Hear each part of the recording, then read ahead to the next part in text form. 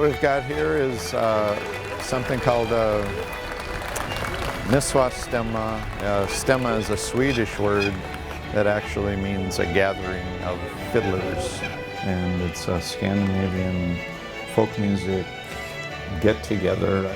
And they started as really informal parties in Sweden, where people would say, hey, let's go to what's-his-name's farm and we'll, have a little bit of something to drink and we'll just play music all night. And that's how this kind of event started in Sweden, and it started collecting more and more musicians who heard about it, and they came, and then eventually maybe non-musicians or people who are interested in music also heard about it.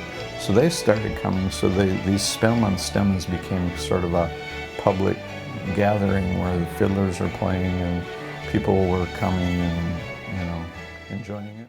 Rather than just a typical model railroad setup, this is our layout is trying to represent what things were like turn of the century, the mining industry and the logging industry. You'll see perhaps a few passenger cars, but for the most part it was small locomotives, low-speed operations hauling logs and ore out of the neighborhood. This section of our layout represents the town of Neri, probably in the turn of the century, 1910, 1915. I understand at that time there were probably 4,000 or 5,000 people living in Neri. The railroad camp, or the logging camp that we're identifying here, has been built from scratch by one of our members. He started with photographs of the area, things we knew existed at that time. He took the photographs home and made the individual buildings, and then additional items were put in, figures, various people, logging operations, so that people can see what the Neri area looked like back then. One of the unique things about the Neri layout is the fact that there's not a roadbed. There's just tracks and ties laid on the ground, because a logging camp was a very temporary thing. They didn't want to take the time to build a first-class railroad track. So we've done the same thing here. We've put the tracks down right on the ground and all set, so when they run out of logs here, they can move the camp to the next place. After we assemble a lot of the pieces, and I've done a lot of welding on the stocks, and start to weld some of the leaf clusters on, to get the detail in the stock. This is called wire feed welding, and what I do is I take a lot of heavy rods and I weld in between those to get that stock.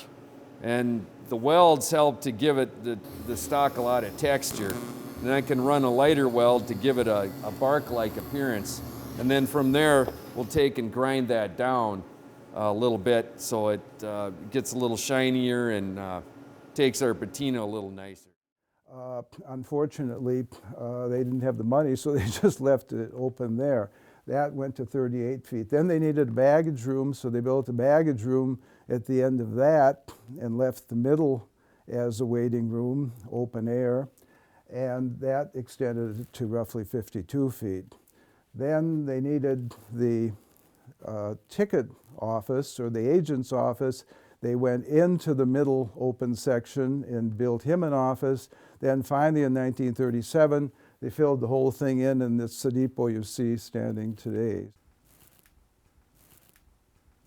Slowly, as the need arose, I was designing more and more lamps, and I needed lamp bases that complemented the shades. And I couldn't find any, and so I thought I'll just make my own.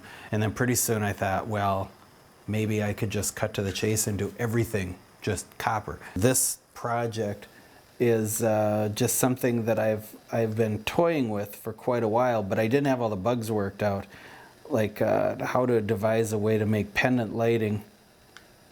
So I never know what I'm going to do until that time.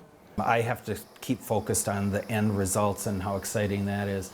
It's probably the most grandiose ceiling fixture I've made to date. I'm real excited about it. Who knew they needed a great big light fixture like this unless they've seen it? No one's ever seen anything like this, so I figured now is the time. I'm gonna make one and then just find the right customer for it.